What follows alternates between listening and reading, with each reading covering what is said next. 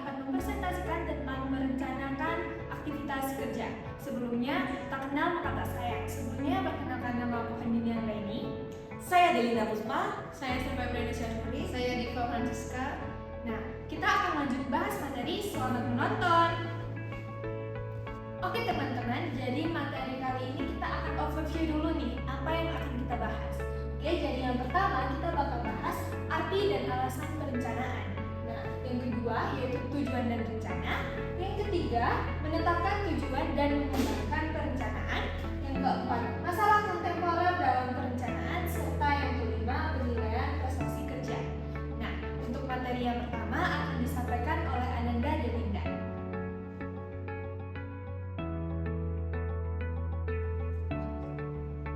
Oke guys, materi yang pertama adalah arti dan alasan perencanaan.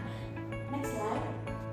Nah, apa sih itu perencanaan? Perencanaan atau planning adalah proses menetapkan tujuan organisasi, menentukan strategi dan mengembangkan strategi agar pekerjaan dapat berjalan dengan terkoordinasi. Nah, selanjutnya adalah pentingnya perencanaan dalam organisasi. Yang pertama adalah memberikan arah.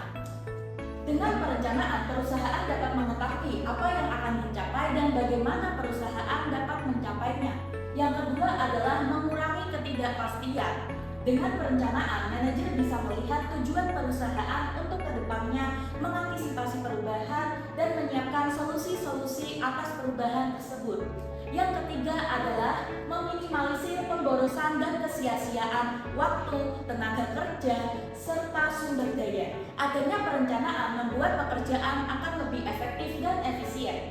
Yang keempat adalah menjadi tolak ukur untuk evaluasi. Perencanaan menetapkan tujuan yang nantinya digunakan tolak ukur apakah pekerjaan yang dilakukan oleh manajer dan karyawan berjalan dengan baik dan benar. Selanjutnya.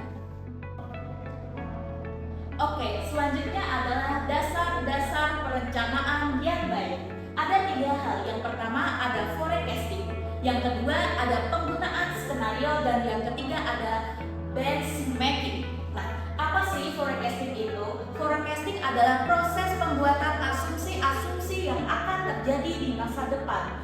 Sedangkan penggunaan skenario adalah penentuan beberapa alternatif skenario masa yang akan datang atau peristiwa yang mungkin akan terjadi. Dan yang ketiga adalah benchmarking. Apa sih itu benchmarking?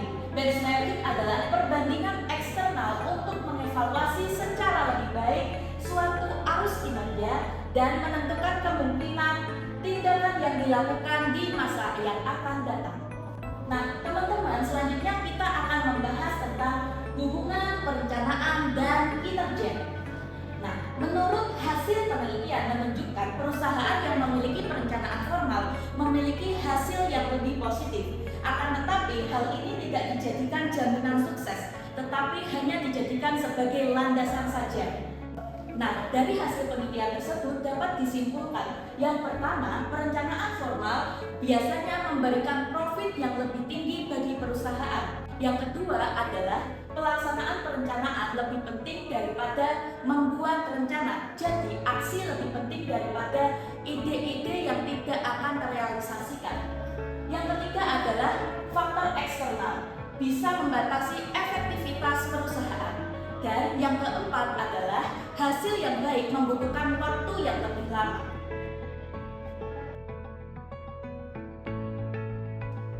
Oke teman-teman, jadi kita lanjut nih membahas tujuan dan juga rencana.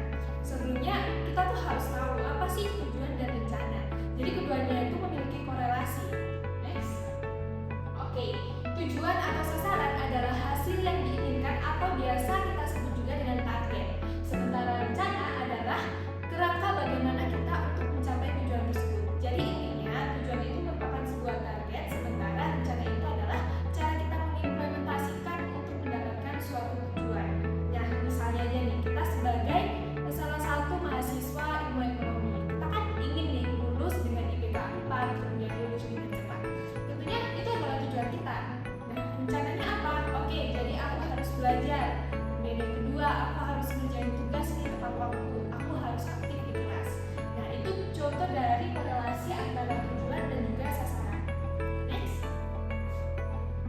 Selanjutnya itu ada yang namanya jenis-jenis tujuan, dibagi menjadi 4. Yang pertama ada tujuan keuangan, yang kedua ada tujuan strategi, yang ketiga ada tujuan yang dinyatakan atau stated goals, dan yang terakhir ada tujuan real atau real goals. Nah, mulai dari yang pertama kita bahas dulu, yaitu tujuan keuangan. Tujuan keuangan dikatakan sebagai tujuan yang berhubungan dengan keuangan organisasi. Contohnya aja ada suatu perusahaan seperti Indomaret lah, at least kita sebut. Nah, Indomaret itu punya tujuan, oke, kita harus mempunyai profit yang selalu naik 20% di setiap tahunnya. Kemudian yang kedua ada tujuan strategi, tujuan yang berhubungan dengan semua bidang organisasi. Contohnya Indomaret tadi kan udah punya tujuan keuangan. Nah, untuk tujuan strateginya, oke, aku buka cabang di banyak di Indonesia. Kemudian oke, aku ingin pasar itu lebih luas, jadi aku harus segera bertindak nih untuk memperkenalkan dana dari Indomaret sendiri. Yang ketiga, tujuan yang dinyatakan atau state goals. Nah, tujuan yang dinyatakan atau state goals ini merupakan tujuan yang dikatakan oleh perusahaan dan juga diyakinkan oleh para pemangku kepentingan. Jadi Indomaret itu secara resmi mengeluarkan ucapan atau perkataan di website atau laporan keuangan jika dia akan menyediakan konsumsi yang lengkap, kemudian dia akan melayani dengan baik seperti itu. Nah, yang terakhir itu ada tujuan reals. Tujuan reals itu ialah tujuan yang secara aktual dikejar oleh organisasi dan didefinisikan oleh tindakan para pekerjanya. Jadi tadi kan Indomaret sudah punya nih apa aja nih target-target mereka. Dan di sini Indomaret itu memiliki tujuan, oke, aku mau meningkatkan profit yang tinggi, jadi aku harus punya inovasi baru, aku harus mikirin nih gimana produksinya seperti itu. Next. Oke. Selanjutnya ada jenis-jenis rencana yang terbentuk. Dibagi menjadi 4. Ada jangkauan, spesifikasi, penggunaan, dan juga jangka waktu. Next. Oke, yang pertama kita akan bahas dulu nih dari segi jangkauan. Ada 2, yaitu rencana strategis dan rencana operasional. Rencana strategis sendiri adalah rencana yang diterapkan pada seluruh organisasi dan juga tujuan seluruh organisasi. Contohnya apa sih? Contohnya itu ada visi misi, kemudian ada target perusahaan. Nah, yang kedua ada rencana operasional, yaitu rencana yang meliputi area operasional tertentu dalam organisasi. Jadi ini tuh membahas nih rencana bagaimana sih nanti produksi dari perusahaan tersebut, kemudian bagaimana sih cara kerja pekerja. Yang ketiga ada rencana jangka panjang, yaitu rencana dengan waktu 3 tahun lebih. Biasanya ditujukan untuk mencapai tujuan-tujuan yang besar atau contohnya ekspansi bisnis. Nah, keempat ada rencana jangka pendek, yaitu rencana yang berlaku dalam waktu 1 tahun atau kurang. Nah, biasanya ini dalam bentuk rencana untuk mempersiapkan jangka panjang. Yang kelima ada rencana spesifik, yaitu rencana yang didefinisikan dengan jelas dan tidak ada ruang interpretasi. Kemudian ada rencana arahan, yaitu rencana fleksibel dan ada memberikan panduan umum. Yang ketujuh ada rencana sekali pakai, yaitu rencana yang bisa kita gunakan dalam hal-hal yang unik dalam bentuk sekali. Contohnya suatu perusahaan akan mengadakan acara. Nah, itu bentuk dari rencana sekali pakai. Kemudian kita mengeluarkan sebuah produk baru, itu juga bentuk dari rencana sekali pakai. Nah, selanjutnya yang terakhir itu ada rencana siaga, yaitu rencana berkelanjutan yang memberikan panduan untuk yang dilakukan berulang kali. Nah, contoh rencana siaga ini rencana yang disiapkan oleh perusahaan untuk menghadapi adanya krisis dan juga untuk menghadapi adanya suatu bencana alam.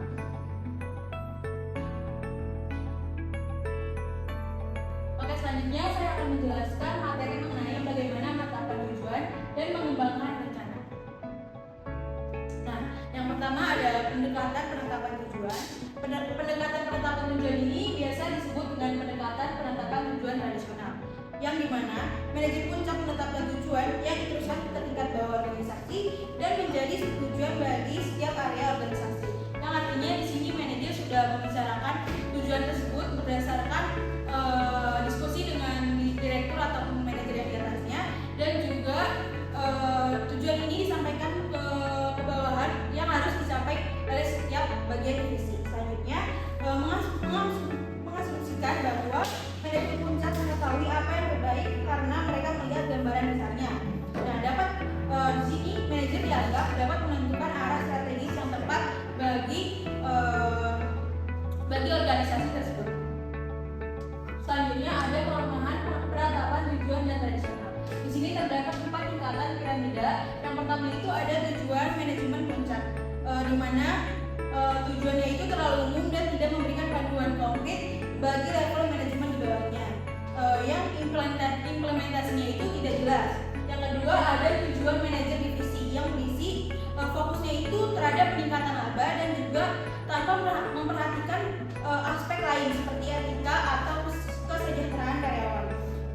Yang ketiga ada tujuan manajer departemen yang berisi memberikan tekanan pada pencapaian laba tanpa mempertimbangkan cara yang digunakan mendorong praktik dan tidak etis. Yang dampaknya dapat mendorong praktik tidak etis dalam mencapai target tanpa memperhatikan kinerja dari perusahaan.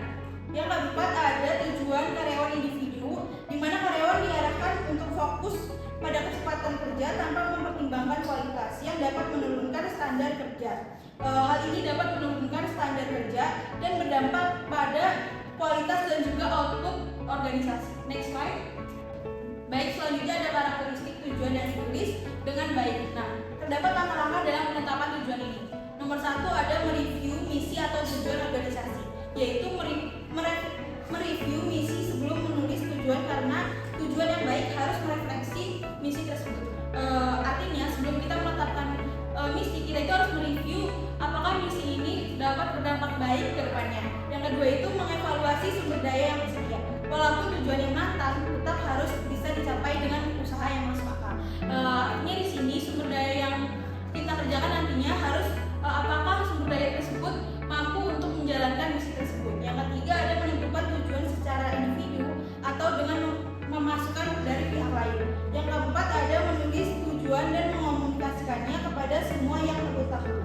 Yaitu di dalamnya prinsip tanpa memaksa orang dalam memikirkan secara mendalam. Yang kelima ada mereview hasil dan apakah tujuan yang tercapai. Jadi setelah misi tersebut tercapai, kita harus mengetahui apakah misi tersebut mengalami laba yang tinggi dan juga apakah terjadi masalah dalam misi tersebut dan dievaluasi agar kedepannya tidak terjadi lagi. Next slide. Selanjutnya ada mengembangkan rencana. Nah, mengembangkan rencana ini biasanya dipengaruhi oleh 3 faktor kontingensi dan oleh pendekatan perencanaan. Yang pertama ada tingkatan organisasi, yang kedua ada tingkat ketidakpastian lingkungan, yang ketiga ada lama komitmen masa depan. Yang pertama itu tingkat organisasi, di mana manajer tingkat yang lebih rendah melakukan perencanaan operasional, sementara manajer tingkat atas melakukan perencanaan strategis. Nah, di bagian tingkatan organisasi ini dibagi 2, yaitu yang tingkat lebih rendah dan juga manajer tingkat atas. Yang kedua itu tingkat ketidakpastian lingkungan, yang dimana ketika ketidakpastian tinggi, rencana harus spesifik tetapi fleksibel. Manajer harus bersiap untuk mengubah dan juga mengganti rencana setelah mengimplementasikannya.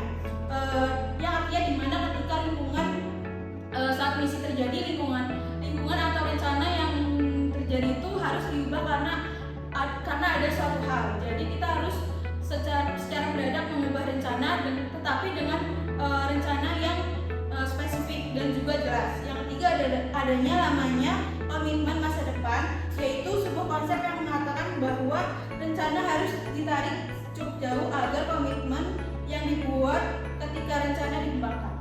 Next slide.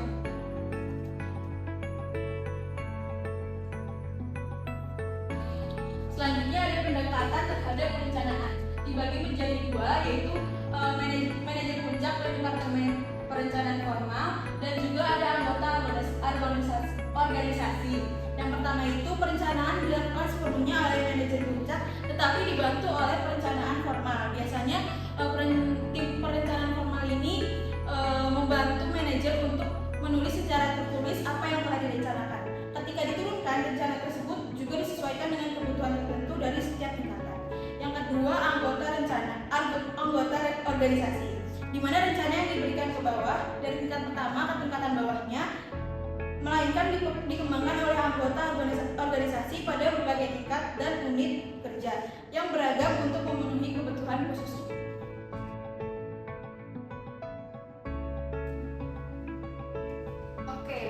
selanjutnya masuk ke masalah kontemporer dalam perencanaan. Next slide.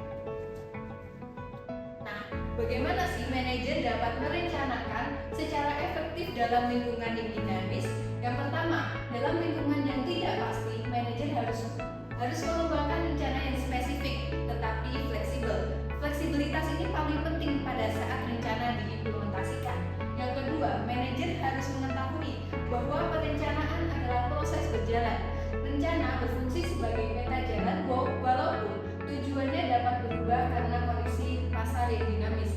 Yang ketiga, membuat hierarki organisasi menjadi lebih datar akan membantu perencanaan menjadi lebih efektif dalam lingkungan yang dinamis. Next slide. Oke, kita masuk. Bagaimana manajer dapat memanfaatkan pemindaian lingkungan?